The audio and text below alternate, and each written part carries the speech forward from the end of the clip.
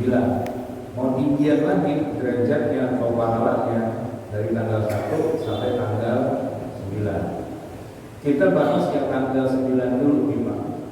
Disebut dengan tanggal 9 itu karena memang berdasarkan perhitungan waktu yang ada di setiap negeri, bukan berdasarkan acara wukuf di Arafah. Ini nih Pak, rencananya ini kita mau beda di Mas Saudi. Ya, rencananya gitu, naga-naganya Pak. Ya karena kelihatannya Saudi mau lebaran itu hari Rabu kalau nggak salah, dan kita rencananya mau hari Kamis. Rabu, kalau di Saudi Rabu tanggal 10 berarti tanggal 9 ini hari apa? Hari Selasa kan? Nah berarti orang wukuf itu hari Selasa.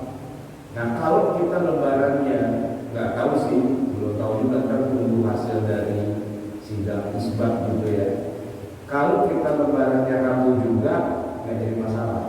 Cuman kalau kita di Indonesia ini lebaran hajinya Kamis, ya tanggal 10 Zulhijjah berarti tanggal 9-nya hari Rabu. Di Saudi hari Rabu itu lebaran. Di kita hari Rabu puasa.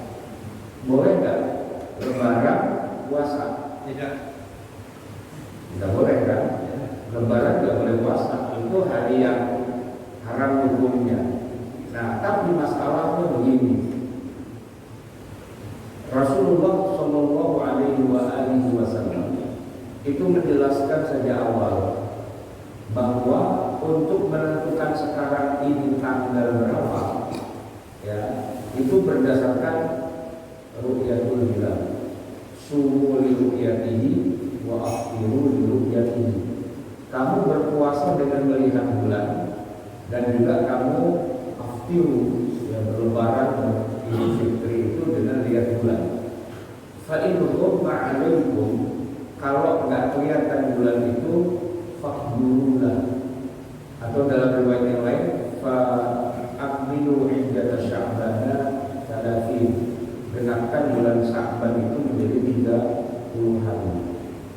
Sewaktu Nabi ngomong begitu Pak, waktu itu kan umat Islam hanya terkonsentrasi di Madinah saja atau di Mekah, tapi belum banyak. Nah, sementara ketika Rasulullah SAW itu wafat dan para sahabat mulai menyebar ke berbagai negara, yang menarik adalah kemudian di masa Ali bin Abi Thalib, beliau memindahkan ibu kota Islam itu ke Kufah, terus pindah lagi ke Damaskus, sehingga pada masa tertentu ibu kota itu sudah bukan lagi di Madinah, tapi malah di Damaskus. Pemerintahannya Muawiyah, ya, Muawiyah bin Abu Sufyan itu di Damaskus. Nah, ada sebuah hadis yang sahih yang menceritakan tentang perbedaan antara orang-orang melihat hilal di Damaskus dengan di Madinah. Hadisnya diriwayatkan oleh sahabat Nabi yang bernama Quraib. Quraib mengatakan begini, saya mengawali Ramadan itu di Damaskus, tapi dia orang Madinah. Kami pada hari Kamis sore itu melihat hilal, ya, Muawiyah khalifah itu juga melihat, maka besok hari Jumat kita pada puasa. Nah, mulai puasa itu di Damaskus hari Jumat. Begitu di tengah Ramadan dia pulang ke Madinah. Sampai di Madinah dia kaget, ternyata orang Madinah itu baru mulai puasa bukan di Jumat tapi Sabtu. Maka dia tanya kepada sahabat Nabi Abdullah bin Abbas radhiyallahu anhu, ini gimana? Kan udah ada yang lihat hilal di Damaskus, Muawiyah khalifahnya umat Islam. Tapi kenapa kalian di Madinah ini kok puasanya beda? Mulai puasa di sana Jumat, di sini Sabtu. Nah, karena yang menjawab Abdullah bin Abbas, ya semua dengerin karena beliau adalah murid kesayangan Nabi. Kata Abdullah bin Abbas, ya karena kita pada hari Kamis itu sama-sama berusaha sedang mencari melihat hilal, tapi tidak kelihatan. Terus ya sudah, seperti Nabi mengatakan, fa in ghumma 'alaikum fa aqbilu. Kalau enggak kelihatan maka Sya'bannya kita penuhi jadi 30. Maka Jumat itu belum 1 Ramadan, Jumat masih 30 Ramadan, Sabtunya baru kita 1 Ramadan. Itu kaget Pak, Quraib itu kaget. Kenapa kok bisa beda? Ya bukankah Islam ini satu? Nah jawabannya Abdullah bin Abbas radhiyallahu anhu itu jelas. Hakadza 'allamana Rasulullah. Begitulah Rasulullah mengajarkan pada kita. Apa itu begitu? Di satu negeri lihat hilal, ayo puasa. Di negeri yang lain melihat tidak lihat hilal, ya nggak usah puasa. Jadi setiap negeri itu punya makolah sendiri-sendiri. Dan sepanjang 14 abad itulah yang terjadi. Tidak ada istilahnya umat Islam itu harus bareng.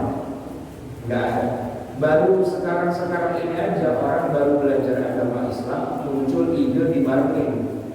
Kalau sepanjang zaman Pak nggak pernah dibarengin.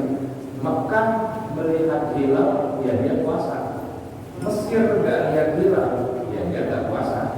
Udah 14 abad begitu berlangsung sehingga ide untuk menyatukan makhluk dari seluruh dunia harus sama itu adalah ide yang baru muncul sekarang, tapi tidak banyak diterima oleh umat Islam. Kenapa? Karena di masa para sahabat mereka sudah menjalankan perbedaan ini.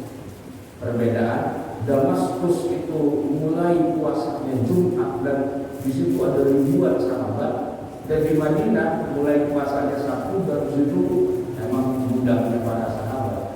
Kok ada beda kayak itu gimana? Abdullah bin Abbas radhiyallahu anhu itu mengatakan tidak masalah. Hakadza 'allamana Rasulullah. Beginilah Rasulullah mengajarkan kita. Nah, dengan demikian jemaah, kalau ada beda-beda penentuan tanggal di setiap satu negeri dengan negeri yang lain, ya kita nggak usah kaget, nggak usah ribut, nggak usah bingung, nggak usah kebakaran jenggot. Dari zaman sahabat memang sudah ada. Nah, tinggal ikut aja sama yang memutuskan di setiap negeri untuk ambilnya itu. Nah, kebetulan ini Pak, kita kalau Indonesia ini sudah bikin kesepakatan dengan beberapa negara tetangga kawasan Asia Tenggara. Ya, jadi ada Indonesia, ada Malaysia, ada Singapura, Brunei, gitu. Kita bikin sepakat, jangan ambil kita satu kawasan kita beda-beda, gitu ya. Jadi Indonesia kan wilayahnya paling luas, kerjasama nih bareng sama Malaysia. Jadi nanti kalau di Kementerian Agama itu ada sidang isbat, yang hadir itu bukan cuma orang Indonesia doang, Malaysia-nya datang, Brunei-nya datang, Singapura-nya juga datang. Kita tetapin bareng-bareng nih, jangan sampai beda, gitu. Biar orang pada nggak bingung. Tapi kalau sama Saudi atau sama Mesir, Pakistan dan yang lain-lainnya, nggak apa-apa kita beda. Emang beda makhluk dari awal. Dan hakadza 'allamana Rasulullah. Nah, jemaah sekalian yang dirahmati Allah, tertarik dengan lebaran. Kalau lebarannya kita di sini Kamis, maka hari Rabunya kita puasa sunnah. Kok orang lebaran kita puasa? Yang lebaran itu Saudi, bukan Indonesia. Kalau kita lagi di Saudi, kita bisa di jamaah haji, ya kita lebaran hari Rabu, hukumnya hari Selasa. Kita ngikutin di mana kita berada, tapi tidak ngikutin di mana orang lain lebaran, gitu. Nah, maka kalau kita puasa hari Rabu, ya tanggal 9 Dzulhijjah, ya nggak jadi masalah walaupun di Saudinya orang lagi lebaran, atau misalnya di Mesir atau misalnya di Pakistan di mana orang lebaran, nggak apa-apa, biarin aja. Kecuali kita lagi ada di sana, nah baru kita lebarannya ikut yang ada di sana. Ini misalnya contoh gini Pak, kan sidang isbat itu kan dipimpin oleh Menteri Agama. Lalu kan Menteri Agama ngumumin nih, nanti lebaran tanggal 10 Dzulhijjah jatuh hari Kamis. Itu yang tanda tangan berita acaranya kan Menteri Agama. Cuma misal doang. Misalnya setelah itu Menteri Agama terbang Pak ke Saudi. Nah, lebarannya dia ya Bapak, Rabu bisa mengikuti Saudi, walaupun dia tekan di sini, ya kan? Atau dibalik, Raja Salman, misalnya Raja Salman datang ke Indonesia, dia lebaran Kamis atau Rabu, ikutin yang ada di masing-masing negerinya begitu. Itu satu hal. Kemudian ada orang bilang begini, tapi kan puasanya mesti ngikutin yang lagi wukuf. Ya tapi kan wukuf puasa. Kita puasa apa kalau Rabu? Gitu kan Pak. Satu lagi harus kita luruskan. Jadi gini Pak, nama puasanya bukan puasa Arafah sebenarnya. Nama puasanya puasa tanggal 9 Zulhijjah. Kita mundur ke belakang ke zaman di mana puasa itu pertama kali dikerjakan oleh Nabi. Ada yang tahu nggak? Puasa tanggal 9 pertama kali dikerjakan oleh Nabi itu pada tahun keberapa dalam masa kenabian itu? Ada yang tahu nggak? Kan Nabi pernah di Mekah 13 tahun. Setelah itu dia hijrah ke Madinah 10 tahun. 13 tambah 10 kan 23. Itu masa pensyariatan. Nah, kira-kira puasa tanggal 9 Zulhijjah itu sejak kapan Nabi itu mulai puasanya? Sejak masih di Mekah apa setelah hijrah ke Madinah? Gimana Pak? Masih di Mekah atau di Madinah? Kalau di Mekah Pak, belum ada puasa Ramadan. Ramadan aja belum ada, apalagi puasa tanggal 9. Jadi puasa tanggal 9 Zulhijjah dengan puasa Ramadan itu diperintahkannya bareng di tahun yang sama, setahun setelah Nabi hijrah ke Madinah. Nabi hijrah ke Madinah. Nah, setelah mengalami sekali Ramadan, dan itu belum ada ayat yang bunyinya kutiba alaikumusiyam. Jadi Ramadan pertama Nabi di Madinah tapi belum puasa, belum ada lebaran kita, belum ada lebaran haji. Begitu ketemu Ramadan yang kedua, nanti bulan Sya'ban tanggal 10 turun ayat ya ayyuhalladzina amanu kutiba alaikumusiyam kama kutiba alal ladzina min qablikum la'allakum tattaqun dan seterusnya.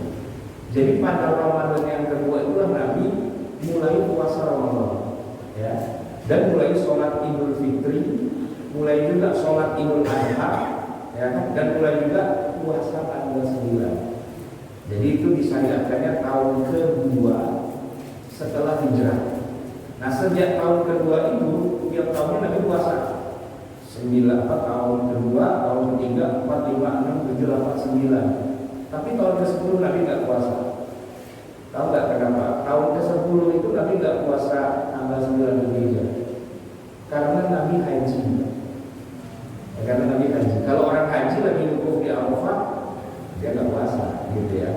Nah, Nabi haji itu tahun ke-10.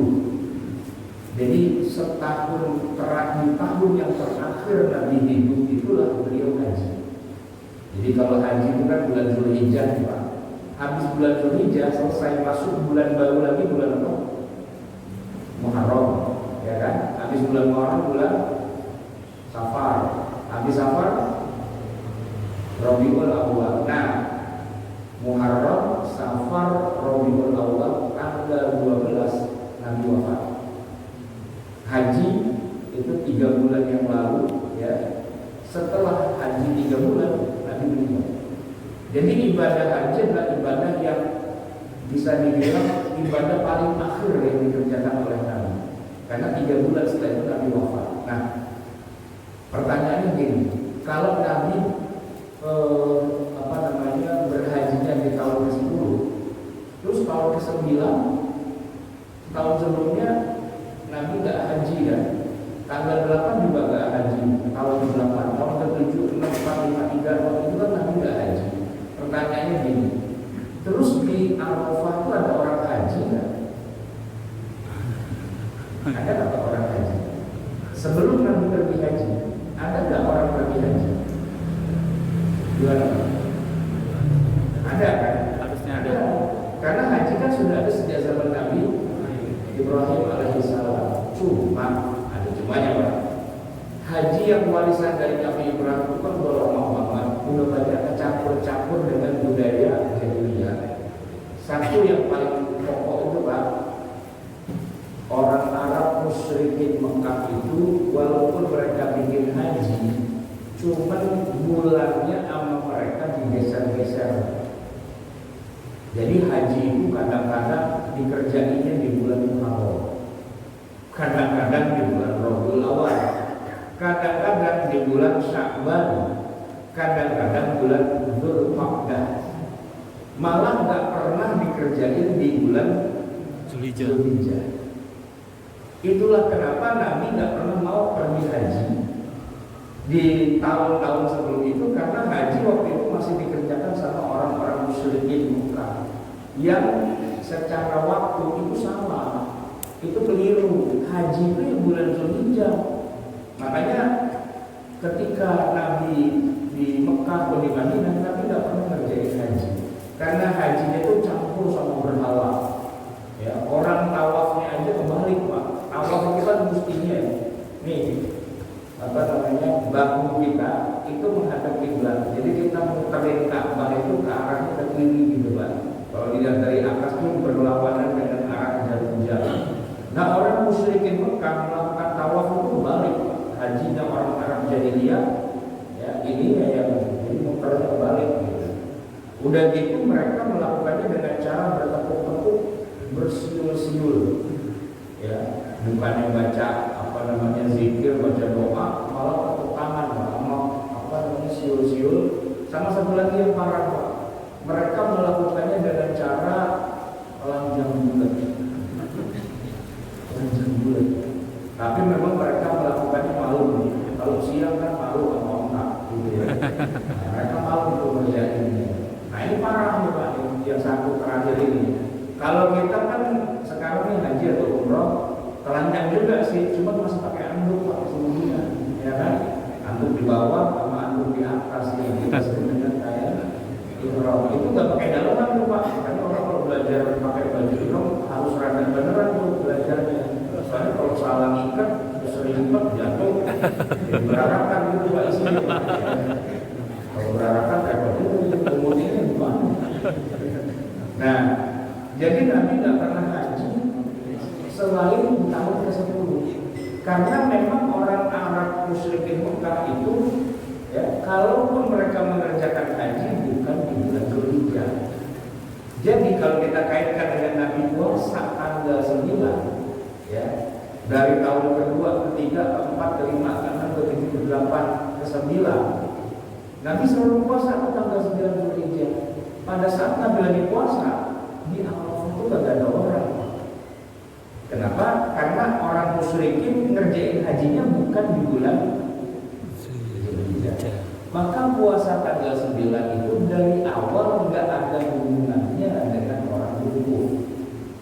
Gitu, Pak. Itu namanya puasa tanggal 9, bukan puasa Arafah sebenarnya. Cuman kebetulan aja setelah Nabi haji terus itu ada orang lagi wukuf, gitu kan. Akan menjadi tidak ada lagi orang wukuf kalau Islamnya menyebar ke seluruh dunia dan ru'yatul hilalnya jadi nggak sama kayak kita di Indonesia. Kita ru'yat hilal nih, kalau ternyata tanggal 9 jatuh hari Rabu, sementara orang Saudi tanggal 9 jatuh hari Selasa, ya kita puasa, nggak puasain orang lagi wukuf memang pada dasarnya, gitu ya, Pak. Jadi ya kita puasa tanggal 9, bukan puasa karena ada orang wukuf atau enggak. Nah, kemarin waktu pandemi awal-awal kan nggak ada yang wukuf juga. Apa kita puasa tanggal 9 pere? Kan nggak juga, kan? Jadi ini namanya bukan puasa wukuf, gitu, bukan puasa Arafah, puasa tanggal 9. Itu poin yang pertama. Nah, poin yang kedua, jemaah sekalian, terkait dengan ibadah hajinya, ya, atau jangan ibadah haji, sholat Idul Adha dulu, Pak. Karena ini yang diperintahkan huruf itu ya, fasholli li rabbika wanhar. Sholatlah kamu dan sembelihlah kurban. Nanti setelah itu kita dengan kurban. Jemaah sekalian, sholat Idul Adha itu adalah sholat yang bukan wajib, tapi sangat dianjurkan. Ya, jadi uniknya begini, Pak. Sholatnya nggak wajib, artinya orang kalau nggak sholat Idul Adha ada dosa, gitu, Pak. Cuman sangat dianjurkan untuk datang. Itu gimana maksudnya? Nggak wajib tapi sangat dianjurkan. Jadi gini, Pak. Karena Nabi mengerahkan seluruh rakyat Madinah untuk hadir. Sampai Masjid Nabawi kagak muat. Masjid Nabawi kagak muat. Ya, kalau sholat sehari-hari di waktu luar, maksimal sholat Jumat itu masih bisa. Tapi kalau udah Idul Fitri, udah Idul Adha, Nggak. Soalnya apa? Yang nggak wajib datang. Kalau di sholat Jumat kan ibu-ibu kan nggak wajib datang, ya kan? Karena dia nggak wajib sholat Jumat kan, dia nggak wajib sholat Jumat, nggak datang nggak apa-apa. Tapi kalau Idul Fitri, jangankan ibu-ibu yang lagi haid aja disuruh datang, nggak datang nggak apa-apa, cuma sangat dianjurkan datang. Jadi ibu-ibu datang.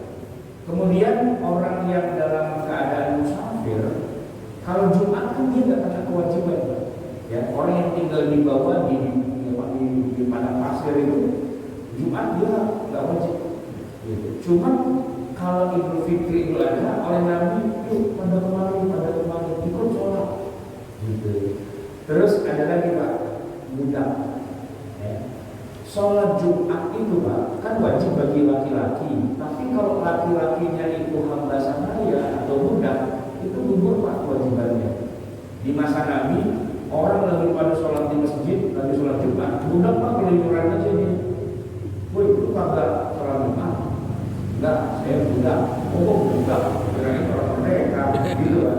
Kalau budak keluyuran Pak, di masa Nabi itu kan emang nggak wajib. Tetap wajib sholat zuhur sih, cuman untuk sholat Jumat itu nggak wajib. Tapi itu di masa Nabi Pak. Nah kalau di masa sekarang ada orang laki keluyuran pas lagi sholat Jumat. Ya boleh jadi dia budak paling gitu ya. Budak Pak. Wajib di sholat Jumat gitu. Boleh jadi dia budak gitu ya. Nah, tapi kalau untuk sholat Idul Fitri Idul Adha, ya mau budak, mau perempuan, mau orang yang tinggal di padang pasir, semua diundang sama Nabi suruh datang. Termasuk ibu-ibu yang lagi haid suruh datang, walaupun nggak sholat, minimal hadir gitu. Nah, tahu sendiri apa akibatnya? Masjid Nabi kagak muat. Karena udah ketahuan kagak muat, dari awal Nabi bilang sholatnya jangan di masjid, karena kagak muat. Kita cari tempat yang lebar. Di mana itu tempat yang lebar? Di luar kota Madinah, di padang pasir. Kalau padang pasir mau seberapa banyak juga atur aja, gitu kan? Nah oleh karena itu selama 9 kali Nabi sholat Idul Fitri, Idul Adha, ya, itu belum pernah ngerjainnya di dalam masjid. Kenapa? Karena masjidnya enggak muat. Gitu. Nah karena masjidnya enggak muat itulah, akhirnya setelah Nabi wafat di zaman Umar, masjid Pak dilebarin. Banyak rumah di sekitar Masjid Nabawi yang digusur-gusurin. Ya, di zaman Ali, di zaman Utsman dilebarin lagi, di zaman Ali dilebarin lagi, sampai akhirnya Pak, semua rumah di Madinah dirobohin karena buat masjid, gitu kan? Rumah Nabi udah gak ada Pak, rumah para sahabat udah gak ada. Ini kalau kita sekarang ke Madinah nih Pak, ya, Masjid Nabawi yang ada sekarang, ya itulah kota Madinah di masa Rasulullah. Udah gak barang aku, rumah itu Pak. Nah, kan masjid jadi gede tuh Pak. Saking gede itu masjid, kalau mau sholat Idul Fitri muat, mau sholat Idul Adha muat. Nah sekarang ini Pak, di Madinah udah gak ada orang sholat Idul Fitri Idul Adha di padang pasir, nggak ada. Kenapa? Karena masjidnya muat, gitu. Masjidnya muat, ya udah kita cari yang juga. Orang pada sholat di lapangan atau di gurun pasir nggak ada lagi, karena masjid sudah dilebarin. Maka ilat kenapa kita sholatnya itu di padang pasir di luar pemukiman, ya karena nggak muat. Kalau emang udah digusur-gusurin orang masjid segede gitu, ya sholatnya di dalam masjid. Karena lebih afdal sholat itu di masjid, bukan di lapangan sebenarnya. Di lapangan karena masjidnya nggak muat. Nah, kalau Bapak bayangin kota Madinah itu di tengah-tengahnya itu Masjid Nabawi, tengah-tengah persis. Dan rumahnya Rasulullah di situ. Nah, kalau sholatnya dipindah di luar kota Madinah, berarti Nabi kalau mau jalan ke tempat sholat, ya, itu jalannya jauh juga tuh, karena melewati rumah-rumah penduduk itu sampai habis perbatasan kota. Nah, itu padang pasir di sana. Maka Nabi ketika berangkat menuju tempat sholat Idul Fitri atau Idul Adha, dari rumah menuju ke tempat sholat, beliau berzikir. Zikirnya itu Pak, Allahu Akbar, Allahu Akbar, Allahu Akbar, la ilaha illallah, Allahu Akbar, Allahu Akbar, walillahil hamd. Gitu ya. Itu namanya takbir. Jadi takbiran itu Pak, ya. Kalau di zaman Nabi itu dari habis sholat subuh menuju ke tempat sholat Id itu di sepanjang jalan Nabi takbir. Ya, menuju ke tempat sholat. Nah kalau di kita takbiran yang di jalan ada juga cuma muter-muter doang, bukan lagi mau ke tempat sholat. Mana mau begitu kan? Nah, pakai truk muter-muter kadang-kadang nggak takbir itu mungkin bunyinya truk doang juga, sama mungkin atau bentuknya gitu ya. Nah itu basicnya itu sebenarnya aslinya bertakbir di jalan itu karena Nabi berjalan dari masjid atau dari rumah beliau menuju tempat sholat sambil bertakbir. Itu aslinya begitu. Nah jamaah sekalian yang dirahmati Allah, sholat Idul Fitri atau Idul Adha itu sama sih, ya secara teknis mirip banget, hampir nggak ada bedanya. Baik itu kesunnahannya, di antara sunnahnya ada dibacakan khutbah. Kalau kita di mazhab Syafi'i, khutbahnya itu sebisa mungkin disamain dengan khutbah Jumat. Khutbah Jumat kan ada rukunnya 5. Ya kita kalau bisa tetap ada khutbah dengan 5 rukun, dengan 2 kali khutbah, ada duduk di antara keduanya, gitu Pak. Itu mazhab Syafi'i begitu. Dia kias terhadap khutbah Jumat. Tapi kalau mazhab Hanafi gitu misalnya, dia khutbahnya kayak orang kultum aja Pak. Jadi habis sholat berdiri gitu ya atau duduk terserah, ya pokoknya ngasih nasihat lah begitu. Nggak pakai 2 khutbah nggak apa-apa, nggak pakai 5 rukun nggak apa-apa, ya kan? Karena dianggap itu cuma sekedar ya pengumuman atau pengarahan. Mazhab Syafi'i beda, lebih afdal, lebih disunnahkan khutbahnya itu kayak khutbah Jumat, ada duduknya. Nah saya tuh Pak kalau lagi diminta di mana gitu khutbah Idul Fitri kayak Idul Adha itu saya bisa bedain nih panitianya ngerti mazhab Syafi'i apa enggak dari kursinya. Dari kursinya. Kalau di tempat itu nggak disediain kursi, oh berarti disuruh khutbah sekali doang. Gitu. Tapi kalau ada kursinya, saya disuruh pakai duduk dulu ketahuan. Ama di masjid apa di lapangan? Gitu. Kalau di masjid, mazhab Syafi'i yang tahu itu Pak, di masjid, gitu kan? Bahwa nanti meluber sampai lapangan, nah itu kan wajar. Di mana-mana juga gitu. Di Masjid Nabawi, sholat Id itu di masjid Pak, bukan di lapangan. Di masjid dipakai, gitu kan? Bahwa jamaahnya luber sampai jalanan sampai mana itu ya wajar. Masjidil Haram juga begitu. Di Mekah, di Madinah itu kita nggak akan menemukan orang sholat Id di lapangan. Ya di masjid, karena lebih afdal di masjid sebenarnya. Dan basically aslinya memang di masjid. Kenapa kok dipindah ke gurun pasir? Karena waktu itu nggak muat gitu. Tapi itu khilafiyah ya. Pada dasarnya tidak harus di masjid. Mau sholat Id, bahkan sholat Jumat pun tidak harus di masjid sebenarnya. Maka di Jakarta ini kadang-kadang kita sholat Jumat di basement, di parkiran, di ballroom, ya kan, di mana gitu, nggak harus di masjid juga sih sebenarnya. Cuman kalau bicara afdal yang lebih utama di masjid, apalagi kalau beberapa hari ini kan turun hujan Pak, kacau juga nih kalau kita di lapangan, terus tiba-tiba hujan, kacau juga, ya kan? Lagi tahiyat akhir belum khutbah, assalamualaikum warahmatullahi wabarakatuh, hujan, wah, pulang langsung juga kita kagak jadi tuh orang-orang nggak siap panggungnya ya kan? Hujan mana becek, mana jebol gitu. Ya tapi itu nggak jadi masalah karena mau di lapangan juga sah, mau di masjid juga sah. Cuma bedanya kalau mazhab Syafi'i lebih afdal di masjid, gitu, bukan di lapangan. Baik, bedanya antara Idul Fitri Idul Adha sholatnya cuma satu. Bahwa kalau dalam Idul Fitri habis sholat subuh ke tempat sholat itu, Nabi itu makan dulu. Idul Fitri hari raya makan. Jadi sunnahnya habis sholat subuh kita makan. Kalau Idul Fitri. Tapi kalau Idul Adha sunnahnya dari sholat subuh ke sholat Id kita puasa. Nggak lama Pak, jam 7 setengah 8 udah selesai gitu kan. Jadi kita afdalnya itu puasa dulu gitu ya. setelah itu baru kemudian kita masuk berikutnya yaitu kurban. Jamaah sekalian, ini poin yang ketiga, kurban. Ada sebagian dari masyarakat kita yang menganggap bahwa kurban itu adalah ibadah sosial, kayak zakat gitu Pak. Karena kan bagi-bagi daging kepada orang miskin gitu kan ya.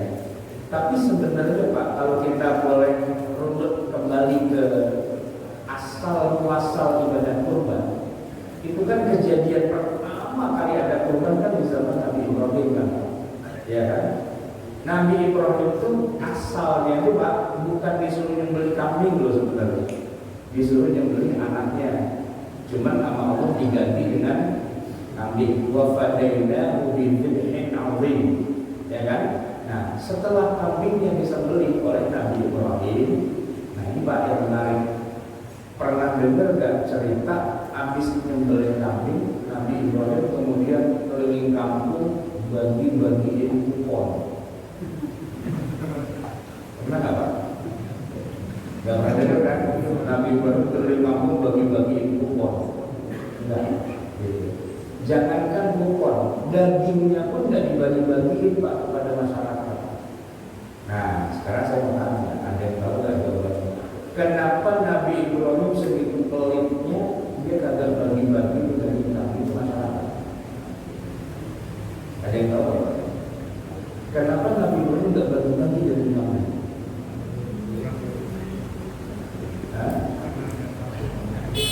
Ya tapi kan walaupun satu paling enggak kagak kanan kiri banyak gitu kan. Nah, ini enggak beratur kan?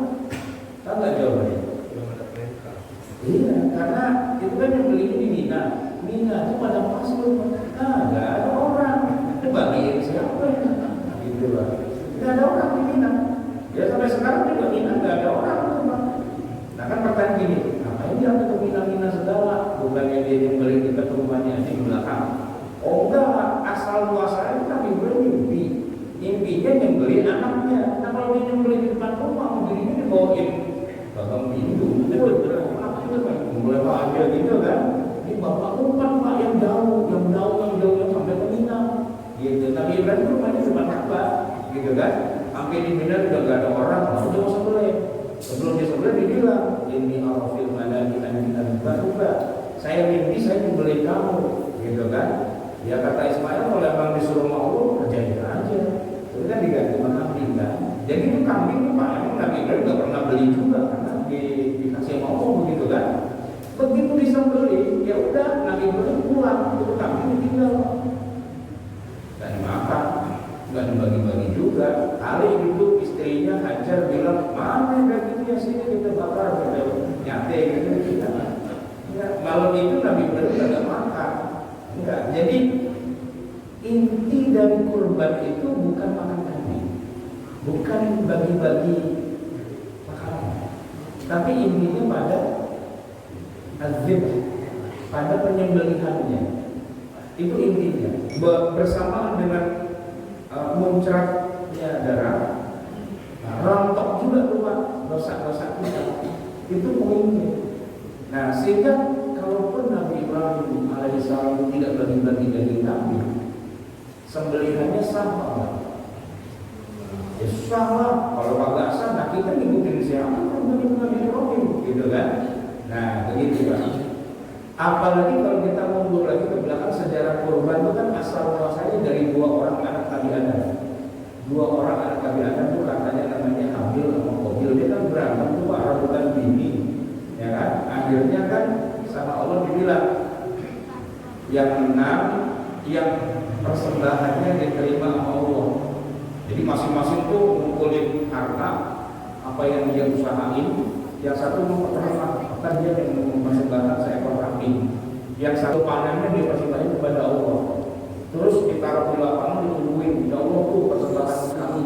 Yang mana enggak ini, gitu kan? Itu Pak tanda bahwa Allah sudah terima. Ternyata dengan cara disambar petir, sambil geledek kok, bosong tuh kambingnya bosong Pak, gitu kan? Ya udah, berarti yang menang yang korban kambing Pak. Kambingnya nggak disembelih, ditaruh aja sambil meledek juga gosong Pak, kagak dimakan juga gosong. Ya kan? Jadi kurban itu adalah intinya persembahan. Nah, di zaman Nabi Ibrahim persembahnya dengan cara disembelih, baru kemudian dimakan di zaman Nabi Muhammad. Daripada tuh kambing mubazir kagak dimakan, mendingan dimakan. Nah, Allah turunkan wahyu. Gimana bunyinya? Fakulu minha wa at'imul qani'a wal mu'tar. Fakulu minha. Kamu wahai Muhammad yang nyembelih hewan kurban, jangan dibuang, sayang-sayang. Kamu makan aja. Perintahnya itu kamu itu kepada Nabi Muhammad sebagai yang membeli. Jadi sebagai orang yang membeli, sunnahnya itu Pak, dia makan hewan yang dia sembelih. Setelah itu baru kemudian wa'a'imu, kasih makan juga al-qani', orang yang tidak terlalu membutuhkan. Siapa itu? Ya mungkin dia udah orang kaya lah, banyak duit, sejahtera dan sebagainya. Tapi kata Al-Quran, al-qani' juga mungkin tetangga, dia nggak miskin sih, cuman ya namanya perintah Quran al-qani', orang yang nggak terlalu butuh kasih. Misalnya gini Pak, kita yang beli kambing di rumah, kita bagi-bagi dah, taruhnya barang 2-3 on, kita masukin tersak gitu ya.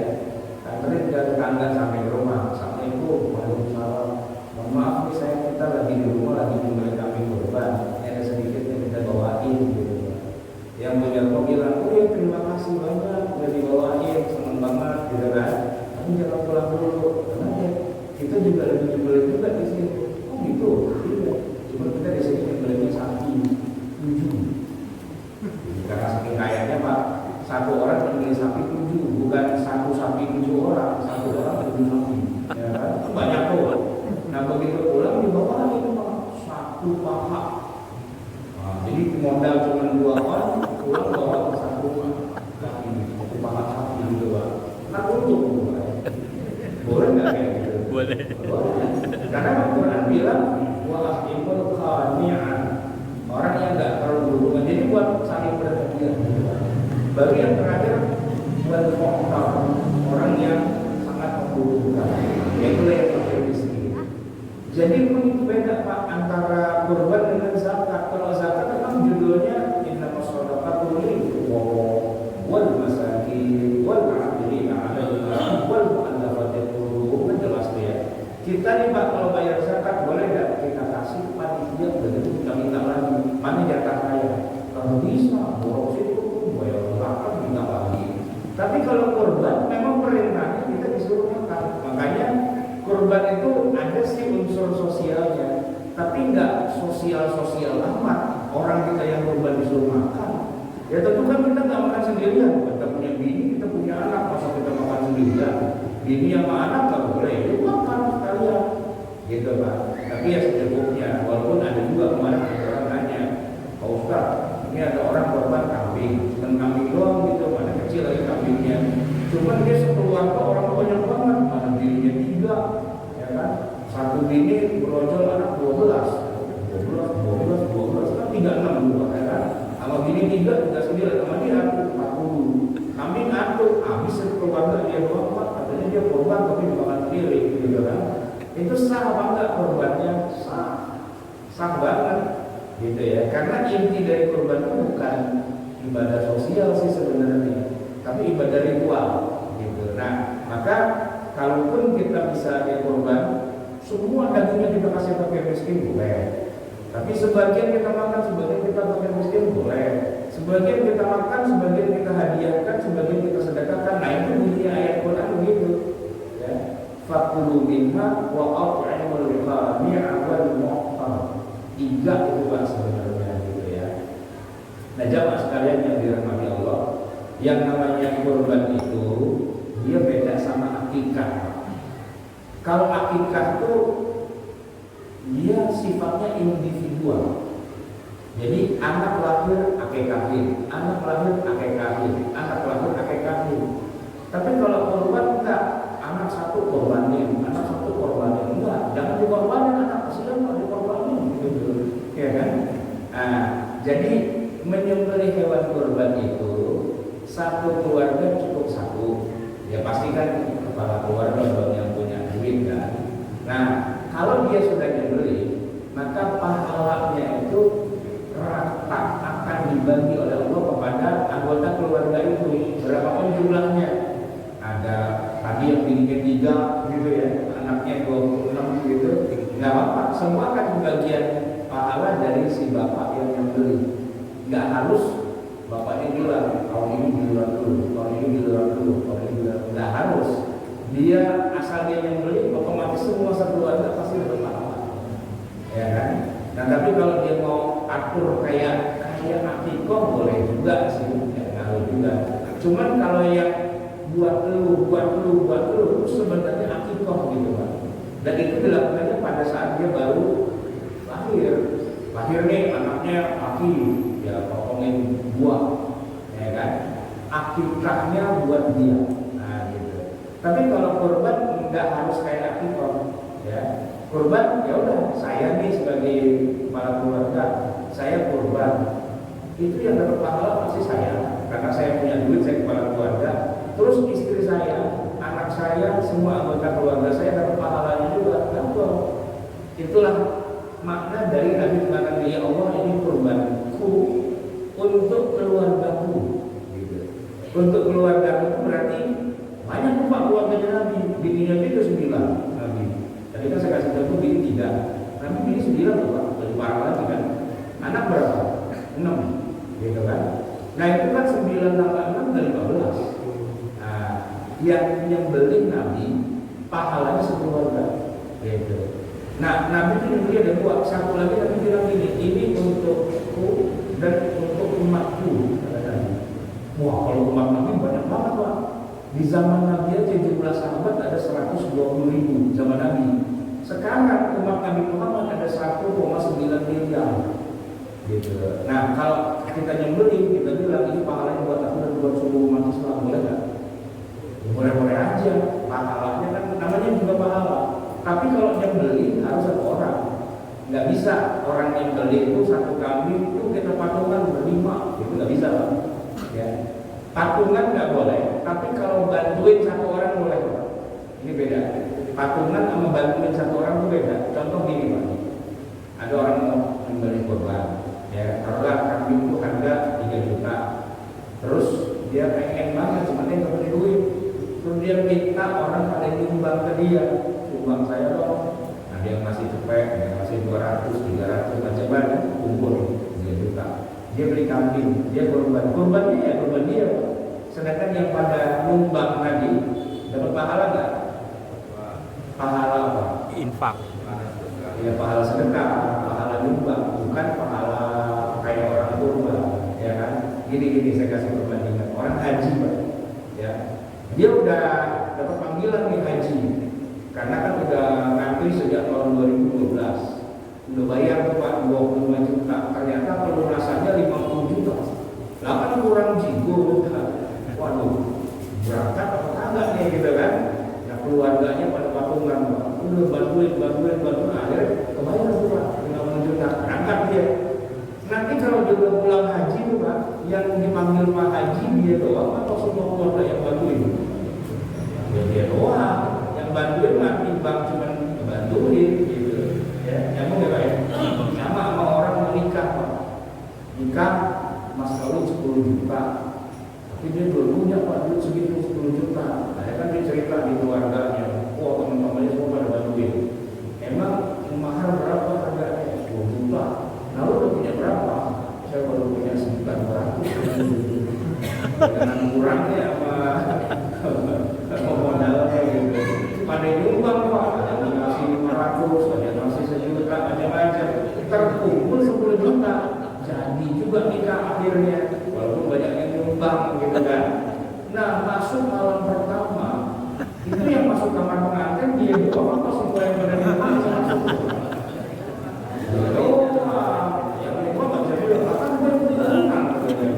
Ya kasihnya baru 5 menit gitu lah. Ya, enggak lah, yang dulu kan bukan pengantinnya gitu. Kurban gitu juga Pak ya. Kita yang nyumbang orang mau korban boleh, Makanya anak sekelas tuh ada kumpulin sama gurunya, yuk pada latihan korban tuh namanya nyumbang. Nyumbang buat siapa? Ya mungkin buat gurunya kali, gurunya belum pernah korban gitu kan. Muridnya dapat dulu, orang cepet-cepet, murid dapat 4 juta. Pak, ini duit saya kasih buat bapak nih. Patungan saya anak sekelas, bapak yang beli korban dah gitu. Nah itu Pak Guru beli kambing gitu, dia beli kurban atas nama beliau, cuman memang dibantuin sama ya murid-murid yang boleh bantuin. Murid-murid dapat pahala, dapat, tapi apa murid-murid korban? Ya enggak. Murid bantuin gurunya korban. Nah gitu Pak ya. Baik, puasa udah, sholat id udah, kurban udah, terakhir haji udah. Jamaah sekalian, yang jadi masalah di kita tentang haji hari ini itu Pak, antriannya panjang, ya, antriannya panjang.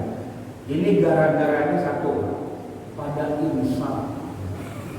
Seandainya nggak pada imsak, insya Allah nggak ada antri, ya kan? Nah, cuman gara-gara orang Indonesia banyak yang pada imsak, pejabat imsak, artis imsak, banyak yang pada imsak, pada berangkat haji, muat akhirnya. Saya masih ingat Pak, tahun 90 saya haji, ya. Tahun 90 Pak, orang Indonesia yang imsak belum banyak. Makanya punya duit 6 juta, 7 juta aja segitu ya. Begitu pengen berangkat haji daftar langsung berangkat tahun itu. Kalau pakai nunggu besok apa tahun depan enggak. Kenapa? Dikit Pak yang haji. Gitu. Apalagi kalau mundur ke belakang lagi tahun 70-an atau 80-an jarang Pak, gitu ya. Maka walaupun sudah ada kuota, ya tahun 87 itu ada kuota bahwa negara-negara Islam hanya boleh mengirim jamaah haji per 1000 penduduk cuma 1 orang, 1 per 1000. Itu kalau 87 negara OKI, Organisasi Konferensi Islam, kumpul di Amman, Jordan, sepakat kayak gitu. Nah waktu itu begitu ada kesepakatan kayak gitu, negara-negara pada nyengir ya dibatasin, nggak bisa semua gitu kan. Cuman kita Indonesia Pak ikut juga tanda tangan. Cuman kita santai aja. Orang jamaah haji Indonesia dikit gitu Pak, belum begitu banyak. Baru mulai ada antrian itu Pak 9 tahun. Padahal perjanjiannya kalau 87. Jadi kira-kira 9-10 tahun kemudian baru tuh ada antrian. Ya, gara-gara tadi itu orang pada Islam gitu Pak. Ya mungkin doanya para kiai, para ulama hebat kali ya. Allah berikan petunjuk pada Islam. Ya, saya ingat ini 91 saya haji itu waktu itu bareng sama pertama awal-awal ya sama Presiden Republik Indonesia dan satu masih namanya Pak Harto. Pak Harto ya itu kan penguasa paling tinggi. Itu kalau beliau haji itu gampangnya besar karena semua pejabat mau menteri, mau ABRI, mau Golkar, mau apa semua pasti jadi tren berangkat haji itu. Dan itu luar biasa tuh hajinya Pak Harto itu sampai Raja Saudi girang banget. Wah, akhirnya ente berangkat haji juga gitu kan, dikasih hadiah tuh, dikasih nama Muhammad, ya kan namanya jadi Haji Muhammad Soeharto kan gitu ya.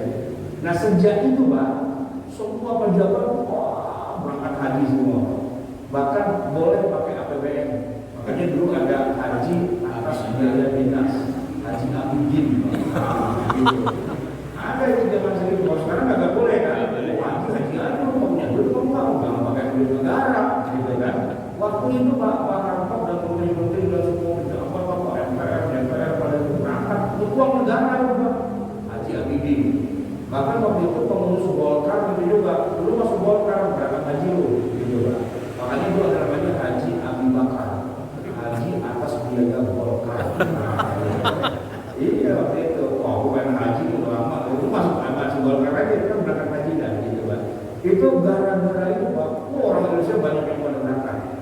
Sama satu lagi Pak, tahun 91 itu juga awal mula orang artis Pak, yang penyanyi, bintang film, selebriti lah gitu Pak, itu juga mulai pada berangkat haji. Nah kalau mereka sih sebenarnya ya kan nggak dibiayain sama negara ya, dibiayain sama travel Haji Plus. Waktu itu Tiga Utama, plus haji plus juga berapa, itu dia gratisin semua artis nih, kalau ada yang pengen haji berangkat dibayarin. Tapi kan ada bentuknya Pak, namanya artis kan banyak penggemar. Nah maksudnya biar merangkul lagi kayak MLM lah gitu Pak, gitu. Tahun 91 banyak banget artis yang pada berangkat di travel itu. Kebetulan saya jadi jamaah juga Pak. Saya bukan artis, saya jamaah aja gitu. Itu dilepas di Masjid Istiqlal tahun 91. Setiap satu bis ditaruh satu artis. Kalau Ustaz kurang menarik Pak gitu. Tapi kalau artis tuh banyak Pak, pada mau ikut gitu. Wow, haji bareng artis itu. Kebetulan saya masih ingat Pak, tahun 91 itu ya, bis saya itu ditaruh satu artis yang pegang mikrofon baca itu Pak. Baik baik gitu kan tuh. Itu artisnya pada bisa, ya ada yang bisa ada yang enggak sih. Cuman kalau yang saya ngerasain banget tuh Pak, ibu Hajah Dorce Gamalama. Gak percaya. Hajah Dorce Gamalama gitu. Ini artis kan zaman segitu kan. Artis papan atas itu dia. Wah, kita satu bis tuh tawa mulu, makan mulu. Bukan banyak. Bis samping saya itu satu lagi, Haji Jajawi Raja. Oh, jadi ramai juga itu Pak. Pokoknya kita, jadi artis pada berangkat haji yang masyarakat Indonesia udah pada insaf jadi Pak. 96 mentok itu Pak yang namanya kuota. Iya, penghobi bisa daftar lagi ke penuh. Minggu depan Pak, tahun depan. Akhirnya sampai sekarang ini Pak, kalau Bapak mau berangkat haji tahun ini, itu rata-rata di Indonesia tuh tergantung provinsi atau kabupatennya, tapi rata-rata sekitar 25 tahun. Ngantrinya 25. Tapi itu rata-rata di Indonesia kalau yang sekarang berangkat tuh ngantrinya dari tahun 2012 rata-rata, ya kan? 2012 sekarang 2023 11 tahun. Ada juga yang 2012 sudah daftar, tahun ini belum berangkat. Berarti dia lebih panjang gitu gara-gara mungkin ada pandemi atau gimana gitu kan. Cuman kalau daftarnya sekarang apa bisa jadi 25 tahun. Tapi tergantung provinsinya Pak. Iya, saya punya murid tuh ya, jamaah juga 2018 dia daftar. Ya kan? Tapi dia KTP-nya itu dia nggak KTP-nya Kalimantan. Bukannya Kalimantan Pak, yang insaf banyak banget. Jadi begitu dia daftar langsung dapat antrian 40 tahun. 40 tahun, benar aja. Untung dia masih muda Pak, masih baru 25 umurnya. Jadi saya hitung-hitung 25 kan, masih mending dah. Cuman dia kan daftarin juga buat emaknya sama neneknya. Saya tanya berapa usia? Udah 25 Pak Ustaz. Iya. 25, namanya berangkat 40 tahun kan 105 itu bagaimana? Tapi semua kan? Gitu Pak. Jadi Indonesia ini sekarang rata-rata kalau dipukul rata tuh 25 tahun. Nah saya penasaran, misalnya ada nggak yang kita lewat negara mana gitu ya, yang penduduknya tuh istilahnya antriannya nggak panjang. Saya tanya sama teman saya tuh orang Malaysia, dia bilang kalau di Malaysia nunggu berapa tahun, kali aja dia cepat gitu kan 2 tahun 3 tahun kita ke sono aja kan berangkatnya dari sono gitu kan. Dia bilang justru kita mau ke Indonesia, kenapa? Di kita di Malaysia 141 tahun. Kita orang Malaysia nggak ada yang daftarin haji buat diri kita. Kita semua daftarin haji buat cucu. Cucu belum lahir Pak, boro-boro cucu ya kan. Orang anak aja belum lahir Pak, dia aja lagi mau nikah gitu kan. Dia lagi mau nikah, rencana punya anak, anaknya rencana punya cucu. Daftarnya sekarang gitu kan. Ya Allah, itu saking lamanya tuh daftar kayak gitu. Ini gara-garanya kalau Pak dan tadi udah saya bilang kan, kenapa jadi antrian panjang? Gara-gara banyak yang bisa. Nah, gitu. Jadi kalau pengen antrian yang agak terlalu panjang, ya kita bawain Allah yang insaf kurang dikit gitu kan. Jadi dikit gitu. Nah, gitu. Nah, tapi gini sebenarnya sih, masalahnya adalah gara-gara di Mina. Mina itu kan wilayah yang sangat terbatas, ya. Terus Mina itu Pak, selama 4 hari orang suruh nginep di situ, cuma pakai baju ihram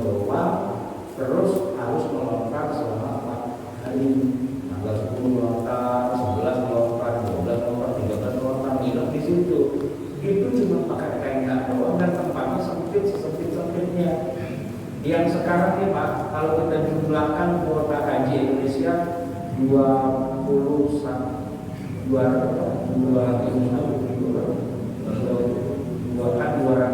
ya, 221.000 gitu nggak salah kan, tambah lagi 8.000 segitu kan. Itu Pak, jatah tendanya itu dikit banget, rebutan untuk tenda. Kalau kita bikin rata-rata, satu orang itu cuma jatahnya 30 cm kali 30 cm Pak. Coba tahu keramik yang ukuran 30 segitu jatahnya itu Pak. Berdiri, tidur nggak bisa itu, bingung berantakan di mana nggak karu-karuan kan gitu. Kebayangkan Pak, 4 hari nginep pakai baju di rongkrong Pak, gitu kan. Itu kalau kita sakit perut kebelet habis subuh di pagi-pagi, nah ribet itu Pak urusan. Kenapa? WC bukan nggak ada, WC ada. WC 1, 2, 3, 4, 5, sampai 50 ada Pak. Tapi antriannya 20 orang, bayangin habis itu kebelet, ya nanti 20. Kan kebagian Pak setengah 8. Iya, kayak gitu Pak suasana di Mina gitu kan. Belum harus melontar jumroh. Kalau zaman saya tahun 91 saya haji itu Pak, jumroh itu masih ladang pembantaian.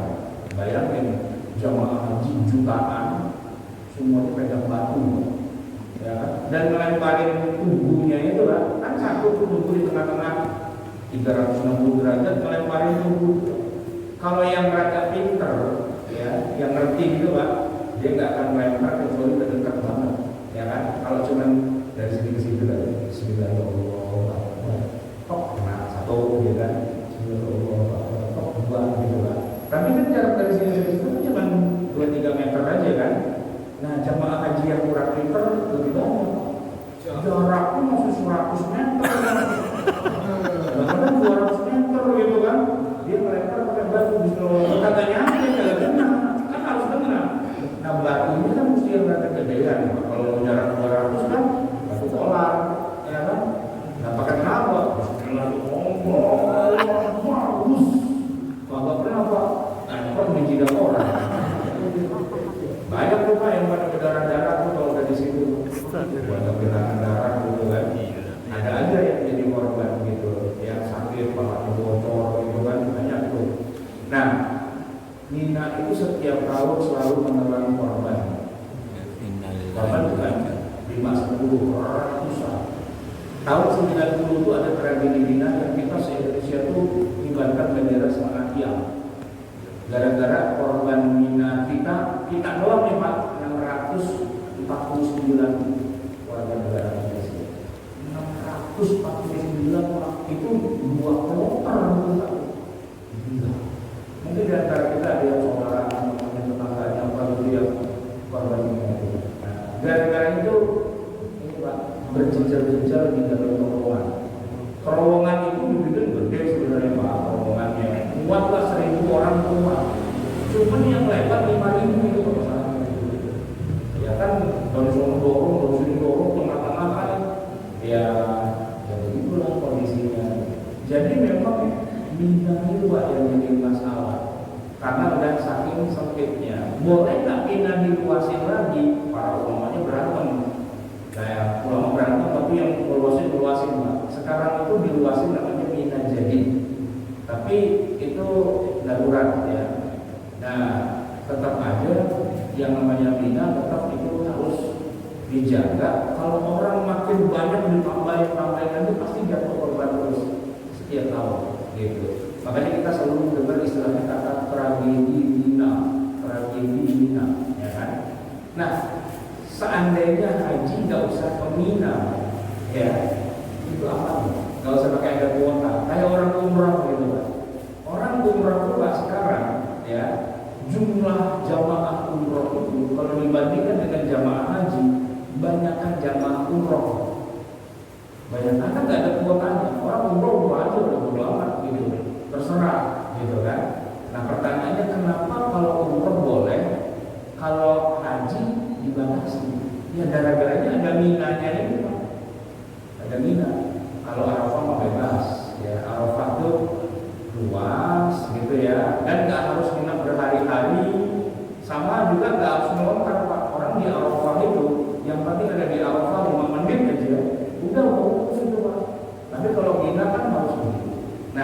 itu nggak ada solusi mas, di Mina itu nggak ada solusi kecuali itu kalau kita mau belajar lagi buka kitab fikih kita dari mula, belajar tentang arkanul haji, rukun-rukun haji.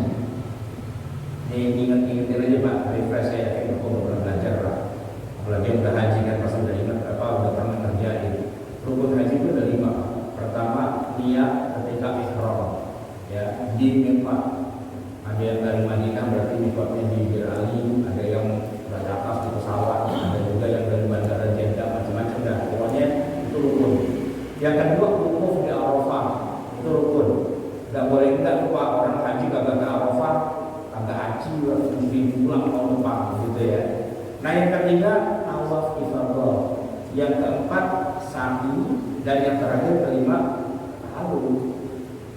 Kalau zaman awal dan menginap di Mina itu nggak masuk dalam rukun, itu masuknya dalam wajib haji. Apa bedanya? Kalau wajib haji seandainya nggak dikerjain hajinya sah, cuma kena bayar dam, gitu kan. Nah banyak jamaah haji sekarang yang sudah melakukan kayak gitu, dia haji tapi dia nggak ke Mina. Cuman yang jadi masalah hampir semuanya dapat motor Mina. Nah karena semua motor Mina akhirnya dibikin kuota. Seandainya pada Legowo ya udahlah, nggak usah ke Mina, nggak apa-apa, bayar dam aja gitu ya. Yang ke Mina yang lulus tes aja, tes fisik pak. Jalan dari sini dari mana itu ponakannya, dari sini ke Monas pak, jalan kaki gitu ya. Pedalin kalau emang kuat, nah lu boleh haji yang dominan. Nah kalau yang baru jalan dikit udah beli S10 pikir jalan harus dulu haji nggak usah dominan, bayar dam aja gitu. Itu kalau bisa disepakati kayak gitu di konferensi Oki gitu ya, itu bisa dicampur pak yang namanya kuota. Jadi kita tiap tahun berapa mau berapa pun santai aja, nggak harus dominan ini gitu loh ya kan. Nah cuman karena semua masih pokok main dominan juga, akhirnya ya ditegakkan peraturan nggak boleh lebih dari 2 juta, maksimal 2 juta orang. Lebih dari itu kalau jadi tragedi itu urusan begitu. Ya jamaah sekalian yang dirahmati Allah, itulah hal-hal yang terkait dengan kegiatan kita di bulan Dzulhijjah.